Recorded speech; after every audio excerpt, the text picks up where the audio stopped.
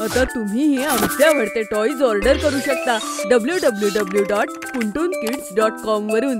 Link description मध्ये आहे. Tree plantation. पर्यावरणाच्या बाबतीत गट्टू आणि चिंकी पुरेसे अवेअर झालेत.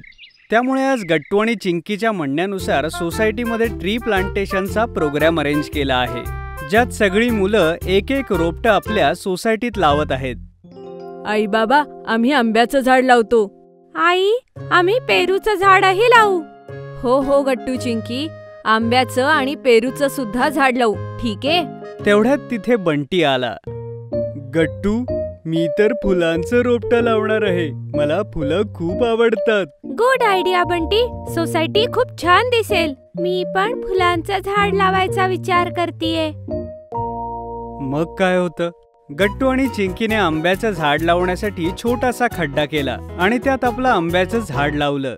चिंकीने माती टाकली आणि गट्टूने त्यावर पाणी टाकलं आणि अशा प्रकारे आंब्याचं रोपटं लावलं. बघ, माझं आंब्याचं झाड तर लागलं. आता हे लवकर मोठं व्हावं म्हणजे आपल्याला याची गोड फळं खाता येतील. गट्टू बाळा, झाडाला फळं लागण्यासाठी खूप वेळ लागतो. इतक्या लवकर थोडीच फळं मिळणार आहेत. जरा वाट पहा. चला ना, आता माझं पेरूचं झाड लावूयात. मी माझं रोप कुठे लावू? ये चिंकी, तुझं रोप इथे लाव. गट्टू आणि चिंकीने मिळून चिंकीच्या पेरूच्या झाडासाठी खड्डा तयार केला आणि त्याच प्रकारे खड्ड्यात रोपटं लावलं आणि वरून माती टाकून त्यावर चिंकीने पाणी घातलं आणि अशा प्रकारे सगळ्या मुलांनी मिळून सोसायटीमध्ये ट्री प्लांटेशन केलं. सगळ्यांचे आई बाबा घरी निघून गेले. मुलं आपापसात बातचीत करू लागली. तुला माहितीये, झाडं पर्यावरणासाठी खूप चांगली असतात. झाडांमुळेच पर्यावरणाचं रक्षण होतं. हो, मग तर आपल्याला खूप झाडं लावायला हवी. चिंकी, तुला माहितीये, फुलांची झाडं लवकर मोठी होतात आणि लवकर फुलंही देतात. अरे वा, ही तर खूप छान गोष्ट आहे. माझं पेरूचं झाड लवकर मोठं होईल म्हणजे मला आंबट गोड पेरू खाता येईल. हो, माझं आंब्याचं झाडही लवकर मोठं होईल. मी त्याला सारखं पाणी घालेल, ज्यामुळे झाड लवकरात लवकर वाढेल. हे बघा, मी फुलांचं झाड लावलेलं आहे. मी माझी फुलं तुम्हा सगळ्यांना देईन, पण मला गोड गोड आणि खारट तुरट फळंही द्या. हो हो बंटी, का नाही, पण तूही माझ्या झाडाला पाणी घालायचं, तरच मी तुला फळं देईल. सगळे हसले. चिंकी आपण लावलेल्या झाडाकडे जाऊन बोलू लागली. माझं गोड रोपटं लवकर मोठं हो. मला मोठं झाड बघायचंय आणि आंबट गोड फळंही खायची आहेत. गट्टू चिंकी घरी गेले आणि डिनर करून दोघे झोपायला गेले. मला असं वाटतं की एकदा जाऊन बघायला हवं, झाड वाढलं तर नाही ना? अरे गट्टू, नाही, बाबांनी सांगितलं होतं इतक्या लवकर झाड वाढत नाही. गट्टू चिंकी झोपले. दुसऱ्या दिवशी चिंकी लवकर उठली. चिंकी आपलं रोपटं बघण्यासाठी सोसायटी गार्डन मध्ये आली. चिंकी बघून हैराण झाली. चिंकीचं झाड मोठं झालं होतं आणि ताजी ताजी फळं झाडाला लटकत होती. इतकं मोठं झाड? पण बाबांनी सांगितलं होतं की झाडं इतक्या लवकर वाढत नाही. तेवढ्यात चिंकीने आवाज ऐकला.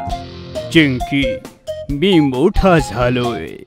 तुला आता माझी अजून जास्त काळजी घ्यावी लागेल. हो, मी तुझी नेहमी काळजी घेईन. मी तुझ्यासाठी पाणी आणते. चिंकी पळतच गेली आणि पाण्याचा झरा घेऊन आली. पण हे काय, चिंकीच्या पेरूच्या झाडावर खूप सारी माकडं चढली आणि उड्या मारून चिंकीचे पेरू खाऊ लागले. अरे नाही, हे काय, माकडं कुठून आली?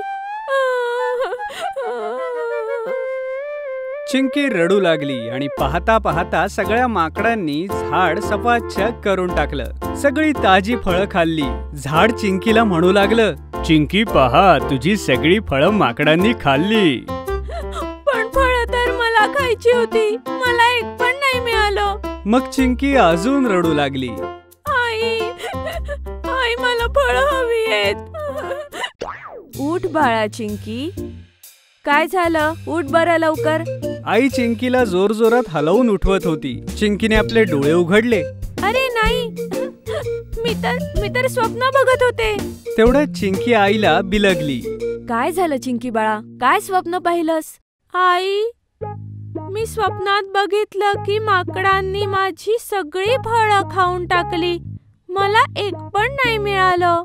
तेवढ्यात बाबाही रूम मध्ये आले. काय झालं चिंकीला? आईनं बाबांना घडलेलं सगळं सांगितलं. चिंकीला स्वप्नात दिसलं की तिचे सगळे पेरू माकडांनी खाल्ले. बस एवढंच. चल नाश्ता करूयात, ये. गट्टू चिंकी नाश्त्यासाठी टेबलवर येऊन बसले.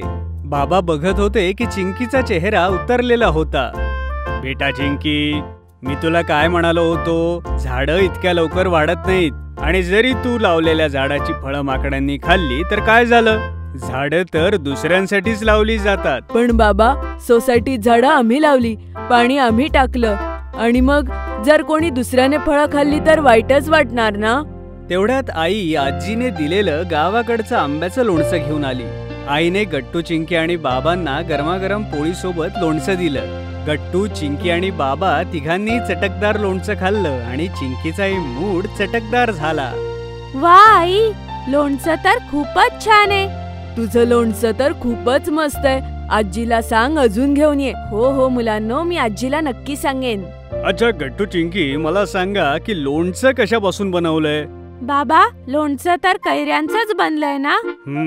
मग तू सांग चिंकी, या लोणच्यासाठी जी कैरी वापरली गेली आहे ते झाड तू लावलंयस का, की तू त्या झाडांना पाणी घातलं होतंस? नाही बाबा, मला तर माहितीच नाही की ह्या आंब्यांची झाडं कुठे लावली आहेत, तर मग मी पाणी कुठे घालणार?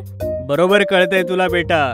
त्याच प्रकारे तुझ्या झाडाची फळं जर दुसऱ्या कोणी खाल्ली तर तुला वाईट का वाटावं? तुला आठवतंय आपण गावी गेलो होतो तेव्हा आपल्या घराजवळ किती मोठी मोठी झाडं होती ते. ज्यांना उगवायला खूप वर्ष जातात आणि खूप वर्षापूर्वी ते झाड लावलं गेलं, म्हणून तर आपण त्या ताज्या आणि रसाळ फळांचा आस्वाद घेऊ शकतो.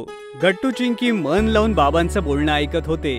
पुढे आई म्हणाली, एवढंच नाही तर आपल्या पूर्वजांनी झाडं लावली म्हणूनच आपण सहज श्वास घेऊ शकतो. आणि येणाऱ्या पिढीला जर स्वस्थ आणि आरोग्यदायी जीवन जगायचं असेल तर आपल्याला झाडांची संख्या वाढवायला हवी, ज्यामुळे येणाऱ्या काळात वातावरणाचं तापमान योग्य राहील. हो आई बाबा, मला नीट समजलंय. एवढंच नाही तर सोसायटीच्या गार्डनमध्ये असणारी झाडं खूप आधी लावली असणार, त्यामुळेच तर त्याला आपण झोका बांधून त्यावर बसू शकतो आणि आपल्याला थंड सावलीही मिळते.